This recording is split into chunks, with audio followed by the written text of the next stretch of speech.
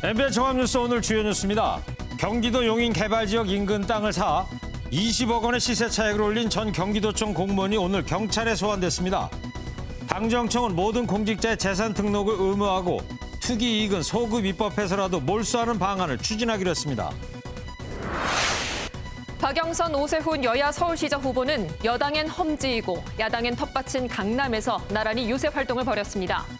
박 후보는 서초구를 관통하는 경부고속도로의 지하화를 공약했고 오 후보는 삼성동 코엑스 인근에서 안철수 국민의당 대표와 합동 유세를 펼쳤습니다. 오늘 새벽 인천의 한 아파트에서 가스 폭발로 추정되는 불이 나 남성 한 명이 숨지고 일대가 아수라장이 됐습니다. 부산 동해선 고속도로에서는 빗길 교통사고로 엄마와 아들이 숨졌습니다. 최대 봄꽃 축제인 진해 군항제는 취소됐지만 온종일 상춘객이 몰려 주민들이 코로나 확산 불안감을 호소했습니다. 중국 베이징에서 올 들어 두 번째 황사 황색경보가 내려졌는데 우리나라는 오늘 밤부터 영향을 받을 전망입니다. 미국 전역에서 아시아인 혐오 범죄에 항의하는 시위가 대대적으로 열렸습니다. 캘리포니아에서는 한인을 포함해 3천 명이 넘는 시민이 대규모 거리 행진을 벌였습니다. 주말에도 482명의 확진자가 나와 3차 대유행이 재확산할 우려가 커지고 있습니다. 정부는 백신 접종 후 이상 반응이 나타나면 의사소견서 없이도 휴가를 주기로 했습니다. 여러분 안녕하십니까? MBN 종합뉴스입니다. 민주당과 정부 청와대 오늘 오후 국회에서 당정청 협의를 했죠. 네, LH 사태 방지 대책과 관련해서 모든 공직자의 재산 등록을 의무화하고 부당이익 몰수와 소급 입법을 추진하기로 했습니다. 정세균 총리는 가혹하리만큼 엄벌에 처하겠다고 했고요. 내일 문재인 대통령의 반부패 협의에서 최종 확정됩니다. 네, 조창훈 기자입니다. 김태년 더불어민주당 대표대행과 정세균 국무총리, 김상조 청와대 정책실장이 국회에 모여 부동산 투기 대책을 논의했습니다. 공직자의 부동산 투기는 친일 반민족 행위자의 재산 몰수와 같은 반열에서 엄격히 대응하고 다음 달 중에 이해충돌 방지법도 처리하기로 했습니다. 이제 당정은 국민의 분노에 답해야 합니다. 비리가 확인되면 가혹하리만큼 엄벌에 처하고 부당이득은 그 이상을 환수하겠습니다.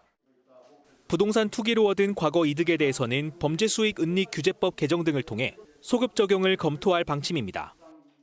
미진한 부분이 있다고 판단되면 부당 이익을 몰수하기 위한 소급 적용 입법에 나서겠다는 말씀을 분명히 드립니다. 당정은 재산 등록 대상자를 현재 4급 이상에서 전 공직자로 확대하고 부동산 업무를 맡으면 관련 지역 부동산 취득을 금지하기로 했습니다. 시장 교란 행위에 대해서는 부당 이득을 5배까지 환수하고 농지 취득 심사와 특별사법경찰제 도입을 통해 관리 감독도 강화됩니다. LH에 대해서도 임직원 재산 등록제를 도입하고 역할과 기능, 인력에 대한 혁신 방안을 조만간 발표하기로 했습니다. 문재인 대통령은 내일 청와대에서 반부패 정책 협의회를 열고 부동산 투기 근절 대책을 최종 확정할 예정입니다. 4.7 재보선을 앞두고 나오는 이번 대책이 LH 사태로 악화한 민심을 달랠 수 있을지 주목됩니다. MBN 뉴스 조창원입니다. 내부 개발 정보로 투기 혐의 받고 있는 인물들이 오늘 경찰에 출소환됐습니다.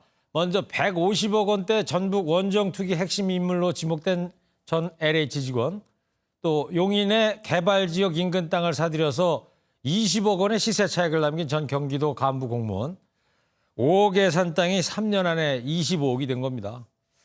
앞으로도 혐의가 있는 지자체 공무원과 시의원, 청와대 경호처 과장 등의 출소환이 이어질 것으로 전망됩니다. 윤기란 기자의 보도를 먼저 보시고요. 공직자들의 투기 근절 어떻게 제도화가 될까요? 뉴스 추적하겠습니다. 신도시 투기 의혹을 받는 LH 직원들의 소환 조사가 이어진 가운데 오늘도 전직 직원 1명이 소환됐습니다. 오늘 조사 어떻게 임하실 건가요? 비공개 정보로 국민들께 하실 말씀 없으세요? 해당 직원이 누구인지 정확히 알려지지 않았지만 150억 원대 전북 원정 투기의 핵심 인물로 추정됩니다. 경찰은 LH 전북 본부에서 일했던 전주 출신 직원들이 내부 정보로 광명의 신도시 땅을 매입한 것으로 의심하고 있습니다. 열흘 동안 혐의가 있는 LH 전 현직 15명 대부분이 소환된 가운데 가장 많은 땅을 사들인 현직 간부 강모 씨의 재소환도 이뤄질 것으로 보입니다. 경찰은 전직 경기도 투자진흥과 간부와 그의 아내도 불렀습니다. 이들은 용인 반도체 클러스터가 발표되기 4개월 전인 2018년 10월 아내 회사 명의로 예정지 인근 땅을 약 5억 원에 사들였습니다. 3년도 안 돼 시세는 5배가 넘게 올라 25억 원에 이릅니다. 20억 원의 차익이 발생한 겁니다. 경찰은 해당 전직 간부가 차명으로 땅을 산 배경과 내부 개발 정보 이용 여부 등을 따져 물은 것으로 알려졌습니다. 이런 가운데 다음 주부터는 혐의가 있는 공무원과 시의원, 청와대 경호처 과장 등의 줄 소환도 이어질 것으로 보입니다. MBN 뉴스 윤기란입니다. 네, 미공개 정보를 이용한 공직자들의 투기에 온 국민이 허탈과 분노를 느끼고 있습니다. 이상은 기자와 뉴스 추적하도록 하겠습니다. 이상은 기자, 오늘 국회에서 열린 당정청 협의회에서 나온 이야기 좀 더 해보자고요. 먼저 이 재산 등록 대상을 전 공직자로 확대하기로 했다는 건데 네. 어떻게 된 얘기인지 더 좀 자세히 좀 얘기 좀 해주세요. 네, 이 당정청은 공직사회의 부동산 투기 근절을 위해서 모든 공직자의 재산 등록을 의무화하기로 했습니다. 지금은 어떻게 하고 있어요? 네, 현재는 이 재산 등록이 4급 이상 공무원 및 경찰 등 특정 분야의 7급 공무원 이상인데 특히 이 가운데서 1급 이상 공직자는 매년 재산 공개를 의무화하고 있습니다.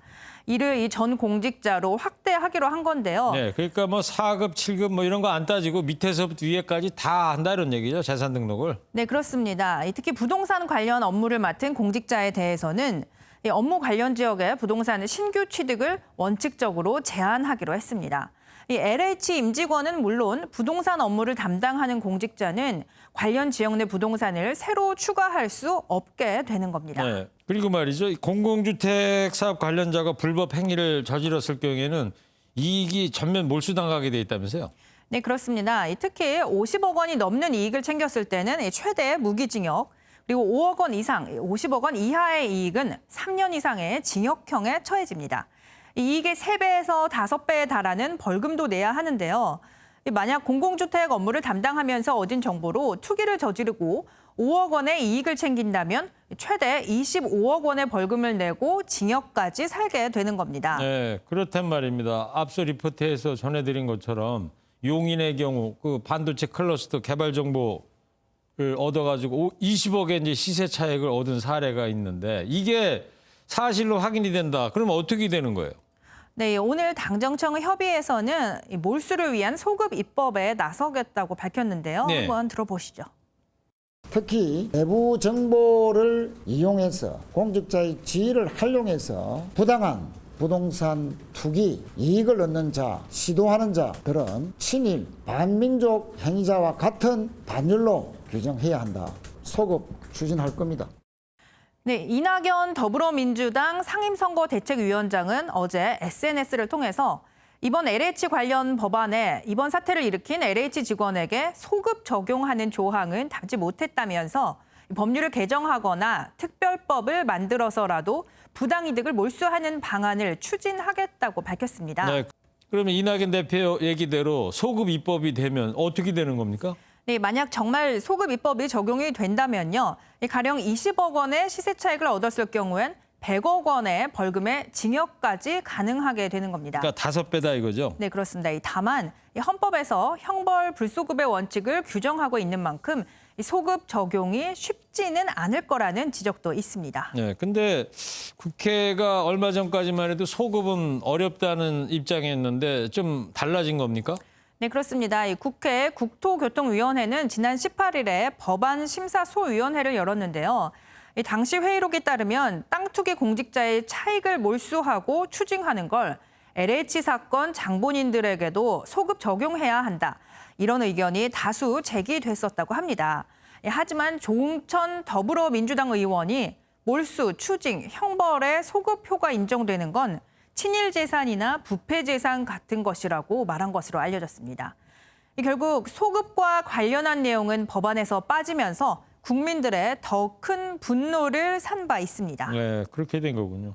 자, 이면 결국 소급을 실제로 이 적용시킬 수 있느냐가 공직자 투기 처벌 강화의 관건이 되겠군요. 네. 네, 그렇습니다. 여기까지 정치부의 이세환 기자였습니다. 네, 4.7 재보궐선거 소식 전해드리도록 하겠습니다. 선거를 열흘 앞둔 오늘 박영선, 오세훈 여야 서울시장 후보가 유세 현장으로 같은 곳을 선택했습니다. 여당엔 험지, 야당엔 텃밭인 강남입니다. 어떤 목소리가 나왔는지 이수아 기자가 취재했습니다. 비 내리는 일요일 오전, 더불어민주당 박영선 서울시장 후보는 서초구를 먼저 찾았습니다. 시민에게 선물 받은 옷을 입고 거리로 나선 박 후보는 경부 고속도로를 지하화하고 이로 인해 생기는 10만 평 가운데 절반을 반값 아파트로 짓겠다고 약속했습니다. 서초구를 관통하는 경부 고속도로를 지하화해서 전 세계가 모델로 삼는 도시명 생태 공원을 만들겠습니다, 여러분.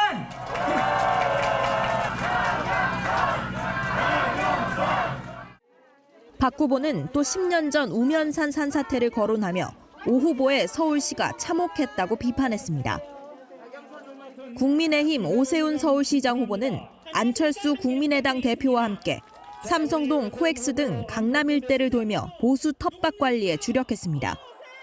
오 후보는 20대 역사 경험치가 낮다는 박 후보의 말을 비판하며 2030 청년들의 지지를 호소했습니다.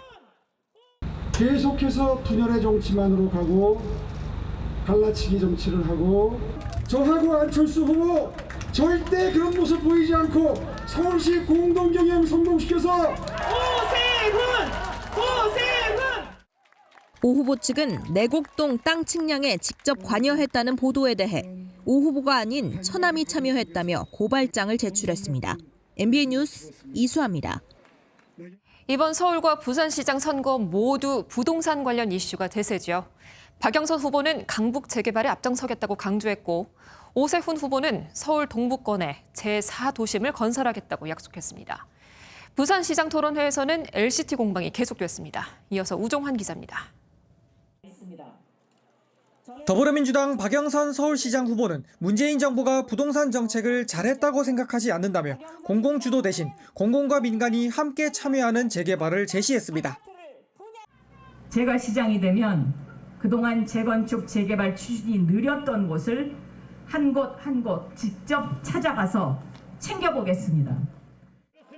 국민의힘 오세훈 후보는 서울 창동에 돔구장을 건설하는 등 강북의 서울시청과 강남, 여의도를 잇는 제4도심을 조성하겠다고 밝혔습니다. 소득 격차는 더 벌어지고 집값이 올라서 자산 격차는 더 벌어져서 빈익빈 부익부가 심해졌기 때문에 오히려 공존과 상생을 이야기하는 게 어색해져 버렸습니다. 토론회에서 만난 부산시장 후보들은 연일 LCT 관련 의혹을 놓고 공방을 벌였습니다. 이런 부동산 비리 의혹, 특혜 의혹, 또 공인으로서의 처신이나 자세에 의혹을 많이 받고 있는 이런 분이 부산시장을 맡았을 때 과연 부산 시민들이 인정하고 승복할 수 있는 그런 공정한 행정이 가능하겠는가? 그 사생활을 침해하고 그리고 있는 약간의 사실을 침소봉대해서 마치 무슨 큰 의혹이 있는 것처럼 입만 열면 거짓말하고 이런 선거하는 여당 제가 처음 봤습니다. 김 후보는 박 후보가 특검을 받아야 한다고 주장했고 박 후보는 김 후보의 부산 암환자 발언을 거론하며 공방을 이어갔습니다. MBN 뉴스 우종환입니다.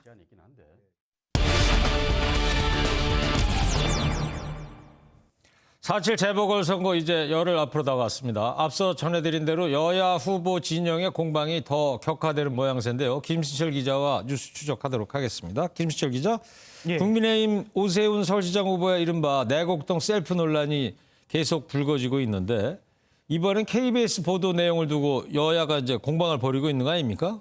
네, 그렇습니다. KBS는 지난 2005년 6월 오세훈 서울시장 후보 처가가 내곡동 땅을 측량했다 이렇게 보도했습니다. 네. 당시 측량 현장에서 오 후보와 장애인을 목격했다 주민의 증언을 공개한 게 핵심입니다.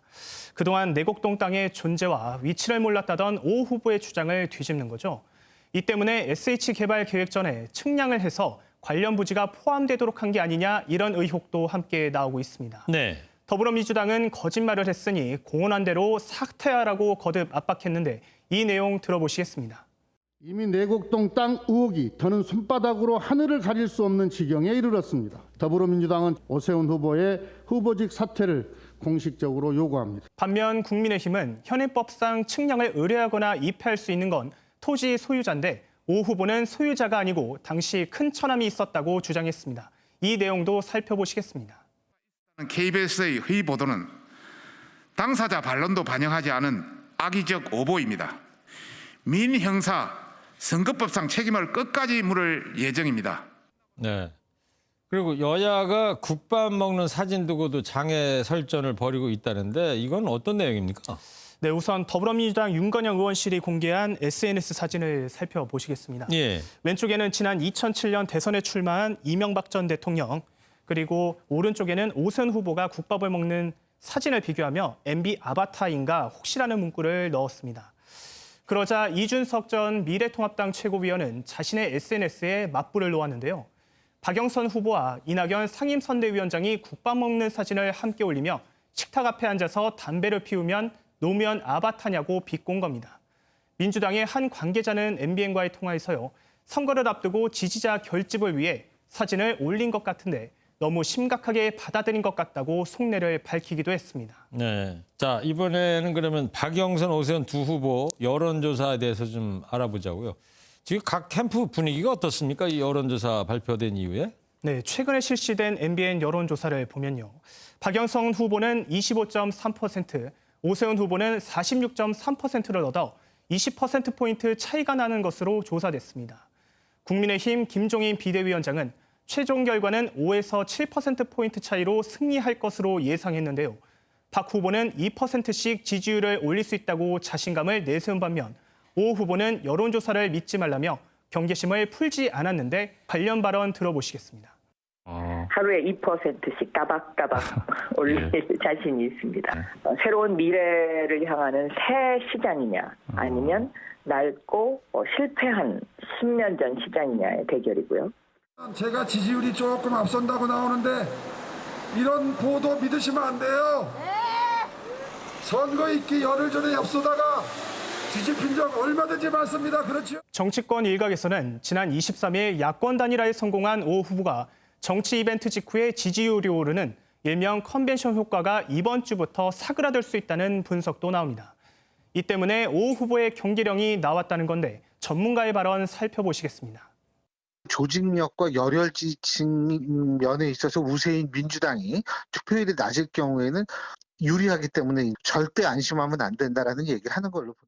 실제 지난 2016년 20대 총선 당시 서울 종로구에서 오세훈 후보는 정세균 후보의 20%포인트 차이 나는 여론조사도 있었지만 실제 결과는 달랐죠. 그때 정세균 후보가 이제 당선이 된 거였죠? 네, 그렇습니다. 특히 4.7 재보선 일주일 전인 다음 주 목요일부터는 여론조사 공표가 금지되기 때문에 오는 사흘간의 여론조사 추이에 이목이 쏠리는 상황입니다. 그렇군요. 자, 박영선, 오세훈 두 후보 서울시장 첫 공식 TV 토론이 정해졌죠? 네, 그렇습니다. 오는 30일 밤 10시입니다. 예, 30일 화요일 날 밤에. 예, 그렇습니다. 알겠습니다. 잘 들었습니다. 정치부 김수지철 기자였습니다. 네, 다음은 주말 사고 소식입니다. 한밤중 인천의 한 아파트에서 폭발이 일어나 한 명이 숨지고 수십 명의 주민들이 대피했습니다. 부산 고속도로에서는 빗길 교통사고로 어머니와 아들이 숨졌습니다. 강세현 기자입니다. 아파트에서 시뻘건 불이 활활 타오릅니다. 금방이라도 옆집으로 번질 것처럼 불길은 점점 거세집니다. 오늘 오전 3시 반쯤 인천의 한 아파트에서 불이 났습니다. 불은 커다란 폭발과 함께 시작된 것으로 알려졌습니다. 그 아파트 무너진 소리 나더라고요. 그냥 빵 소리가 나더라고요. 아파트 무너지나보다고 이제 나왔더니 불이 올라. 불이 난 아파트에선 남성이 숨진 채 발견됐고 주민 수십 명이 대피하는 소동이 벌어졌습니다. 사고가 난 현장입니다. 폭발의 충격으로 유리파편과 낙하물이 떨어져 주변에 있는 차량들이 피해를 입었습니다. 경찰 관계자는 폭발함을 들었다는 증언은 있지만 아직 가스 폭발로 원인을 단정할 수는 없다고 밝혔습니다. 경찰은 사고 현장의 안전이 확보되는 대로 감식을 할 방침입니다. SUV 차량이 심하게 망가진 채 도로에 뒤집혀 있습니다. 어제 오후 10시 10분쯤 부산 동해선 고속도로에서 SUV 차량이 뒤따라오던 차량과 부딪히는 사고가 났습니다. 이 사고로 SUV 차량에 타고 있던 어머니와 아들이 숨졌습니다.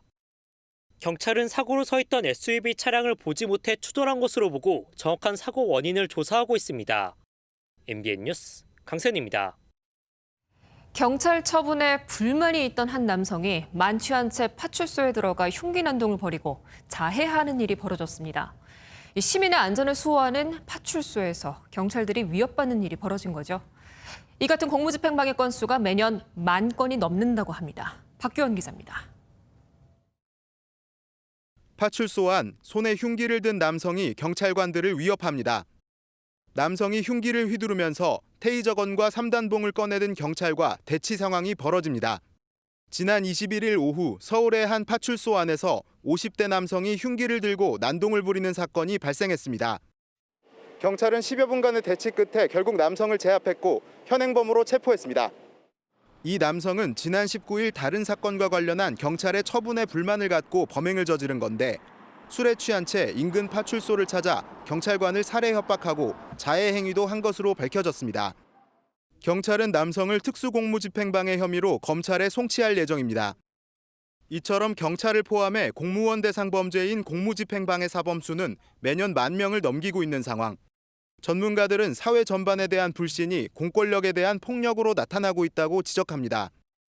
국가나 정치나 사회 전반에 대한 불만을 표출을 경찰 대상으로 하는 경우가 있어요. 이유는 경찰이 제복을 입고 있고 가장 눈에 잘 띄고 있고 국가 공권력을 상징하는 거거든요. 하지만 이런 공무원을 대상으로 한 범죄의 경우 입건돼도 실제 구속까지 이어지는 사례는 10%에도 미치지 않습니다. 경찰서 안에서까지 공권력이 위협받는 상황에 대한 엄격한 처벌 등 제도적 보완이 필요하다는 지적입니다.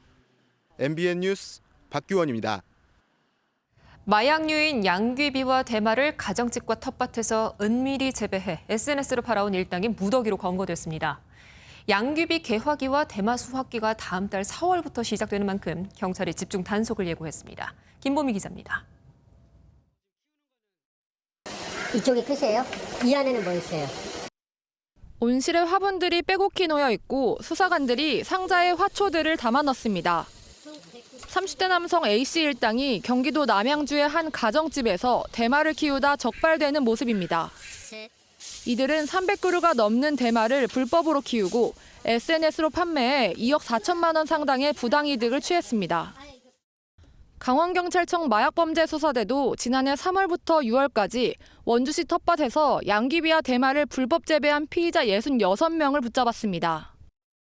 경찰은 매년 대마와 양귀비 수확기마다 집중 단속을 하고 있지만 불법 재배가 끊이지 않고 있습니다. 양귀비는 농어촌에서 관상용이나 의약품 대용으로 키우는 경우가 있지만 불법이고 대마도 의료용 대마 등을 빼고는 불법입니다. 대마든 양귀비든 이게 실제 유통에서는 화학적 성분을 가지고 유통하고 그러는데 이걸 키워가지고 그렇다는 것은 그 성분을 활용할 수도 있고 재배, 생산에서도 안 되는 것이 현재 우리나라 마약류 법입니다. 마약 원료가 되는 식물을 재배할 경우 5년 이하의 징역이나 5천만 원 이하의 벌금에 처해집니다. 경찰은 수확기가 시작되는 4월부터 넉 달간 도심 주거지 불법 재배와 인터넷 구매 등 대대적인 단속에 나섭니다. MBN 뉴스 김봄입니다. 강간 상황극, 이 단어 자체가 실행된다고 보시는 시청자분들 계십니까? 모르는 여성을 강간하고도 이를 상황극이라고 주장해서 1심에서 무죄를 선고받은 남성이 결국 대법원에서 징역 5년형을 확정받았습니다. 박지한 기자입니다. 지난 2019년 당시 29살 A씨는 스마트폰 랜덤 채팅 앱에서 본인이 여성이며 강간당하고 싶은데 만나서 상황극할 남성을 찾는다는 거짓 글을 올렸습니다. B씨가 이 글에 반응하자 A씨는 본인 집 근처 원룸 주소를 알려주며 자신이 사는 곳이라고 거짓말하고 B씨는 그날 밤 이곳에서 일면식 없는 여성을 성폭행했습니다. 그런데 1심 법원은 A씨 유도로 B씨가 범행했다며 B씨가 미필적 고의로 범행했다고 의심할 순 있지만 확증이 없다며 무죄를 선고했습니다. A씨에게 속아 상황극하는 것으로 알았다는 B씨 주장을 재판부가 인정한 건데 항소심 판단은 달랐습니다. 2심 법원은 B씨가 강간 당시 피해자 반응 등을 보고 이상함을 느꼈을 텐데 상황극으로 믿었다는 건 납득할 수 없다며 징역 5년을 선고했고 대법원도 이를 받아들였습니다.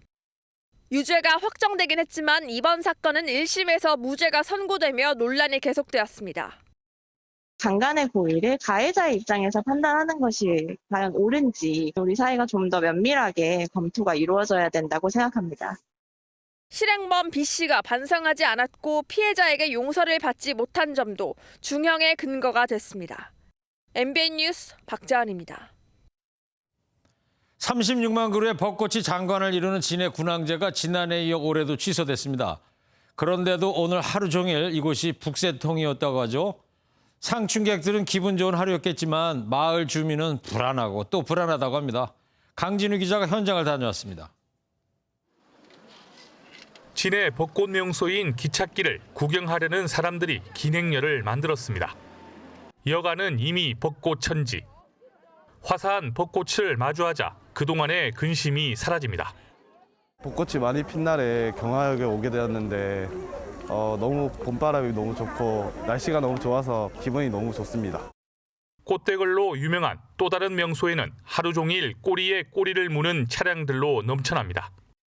어렵게 입장한 벚꽃장에서 마스크를 벗고 사진을 찍는 것은 기본. 걸어다니며 아무렇지 않게 음식을 먹는 모습도 심심찮게 목격됩니다. 비 오는 날 같지 않고 날씨가 좋을 때는 그래서 사람들은 많이 나와요. 그러니까 장사는 안 돼도 사람 구경하는 재미? 그게 너무 좋아요. 마을 주민들은 쏟아지는 상춘객이 불안하고 또 불안합니다. 사람이 많이 타니까 코로나 고시면 번질까 싶어서 그게 이제 제일 불안하지요. 근황이 좀 안 했으면 좋겠어요.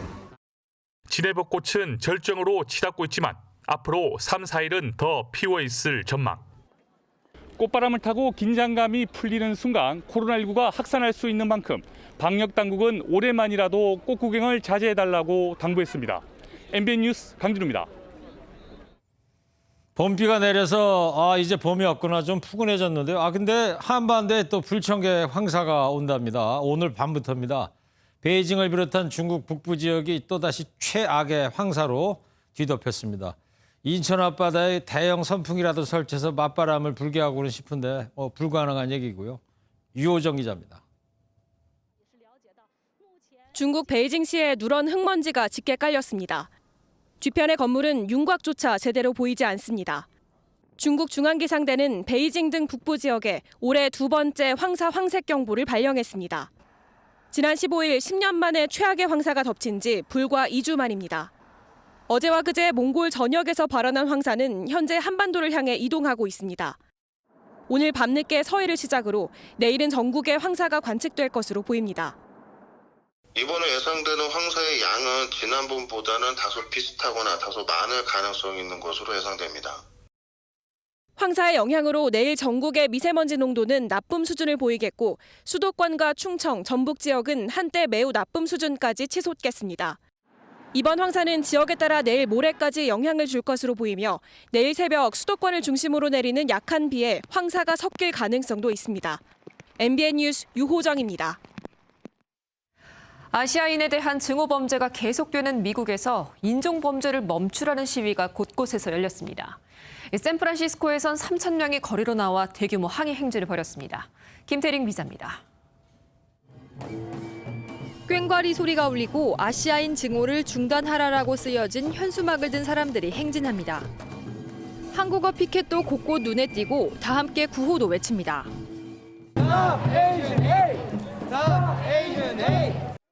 현지 시간 27일 미국 캘리포니아주에서 인종범죄에 항의하는 대규모 시위가 열렸습니다. We are coming together to stand up against the egregious acts of hate that the Asian community in the United States. 샌프란시스코에서는 3천 명이 넘는 사람들이 거리 행진도 했습니다. Improve our community, security, safety, health, from business to family, to make harmony with everyone. 동부 워싱턴 DC를 비롯해 중부 콜로라도주 덴버까지 미국 전역에서 아시안 혐오 범죄 근절을 촉구하는 집회가 열렸습니다. 그러나 총기 사건은 주말에도 끊이질 않았습니다. 현지 시간 26일 펜실베이니아 필라델피아에서는 한 남성이 전동 킥보드를 타고 총을 쏴 11살 소년이 숨지고 14살 소년은 병원으로 옮겨졌습니다. 같은 날 피지타운에서도 총기 사건으로 7명이 부상을 입었고 버지니아주 버지니아 비치에서도 2건의 총격 사건으로 2명이 숨졌습니다. MBN 뉴스 김태림입니다. 김상조 청와대 정책실장이 지난해 7월 임대차법 시행 이틀 전에 본인 소유의 강남 아파트 전세금을 대폭 인상한 것으로 확인됐습니다. 이에 청와대는 김 실장이 거주하는 아파트의 전세금이 올라서 어쩔 수 없었다고 해명했습니다. 서정표 기자입니다. 김상조 청와대 정책실장이 지난해 7월 29일 본인 소유 강남 아파트 전세 보증금을 큰 폭으로 올린 것으로 확인됐습니다. 전자관보에 공개된 2021년 고위공직자 재산 신고 현황에 따르면 김 실장은 서울 강남구 청담동 한신 오페라 하우스 2차 임대 보증금이 8억 5천만 원에서 9억 7천만 원으로 증가했다고 신고했습니다. 전월세 상한액을 5%로 제한한 주택임대차 보호법은 지난해 7월 31일 국무회의를 통과하고 시행됐는데 이틀 전에 전세금을 14%가량 올린 겁니다. 전세금을 대폭 인상한 고위공직자는 김 실장뿐만이 아닙니다. 중앙부처 공직자 759명의 재산 공개 내역을 분석한 결과 5% 이내에서 전세금을 증액한 고위공직자는 39명 가운데 7명에 불과했습니다. 청와대는 김상조 정책실장이 거주하는 아파트의 전세금이 갑자기 뛰어서 어쩔 수 없이 올린 것으로 안다며 별도의 조사나 조치는 없을 것이라고 설명했습니다. MBN 뉴스 서정표입니다.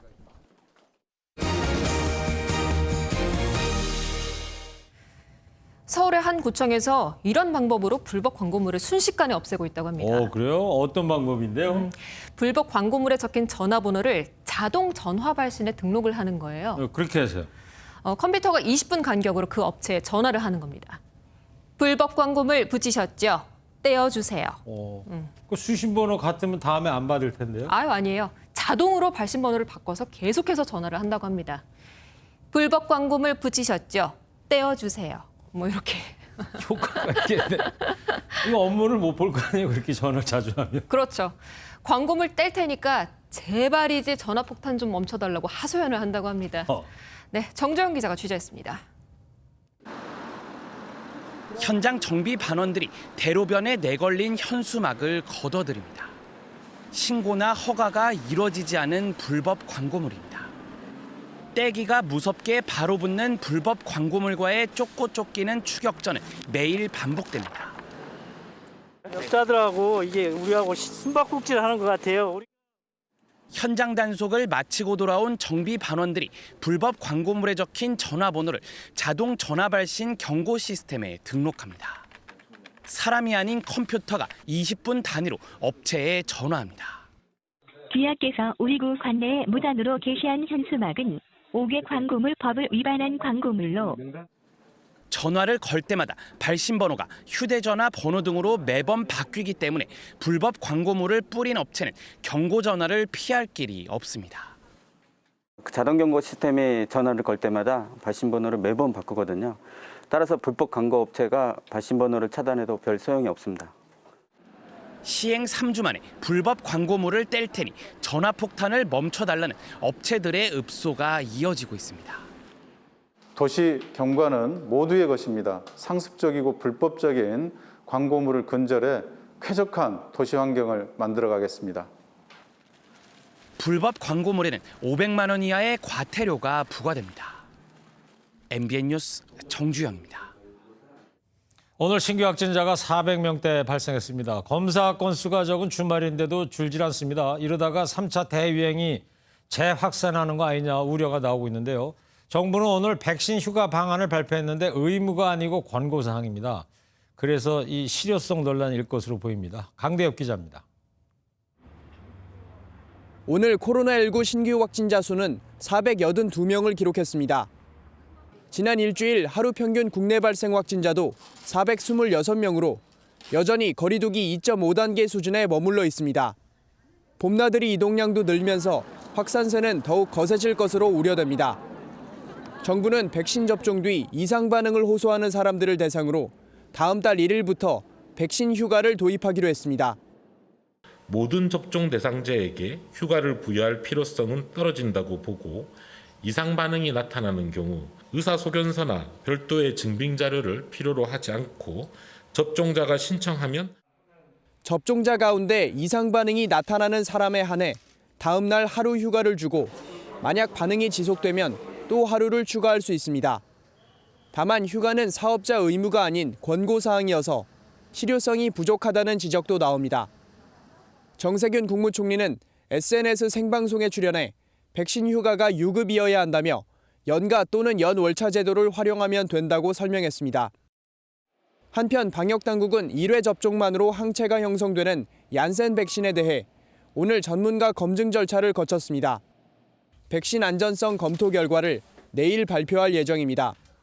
MBN 뉴스 강대엽입니다. 이집트 수에즈 운하가 이렇게 대형 컨테이너선 좌초로 막힌 지 닷새째입니다. 멈춰선 선박이 400여 척인데 이 중에는 동물 수천 마리도 실려 있습니다. 물도 사료도 공급할 수가 없어서 모두 아사 위기에 처했다고 하는데 해결 방법이 보이지 않아서 문제입니다. 신혜진 기자입니다. 예인선 14척이 초대형 선박 에버기븐호를 끌어당기는 작업이 한창입니다. 9,000톤가량의 평형수를 빼고 선박 무게를 줄여 배를 띄워보려 했지만 뱃머리와 선미가 여전히 양쪽 제방에 끼어 옴짝달싹도 못합니다. 닷새째 바닷길이 완전히 차단되면서 오도 가도 못하는 배들만 429척.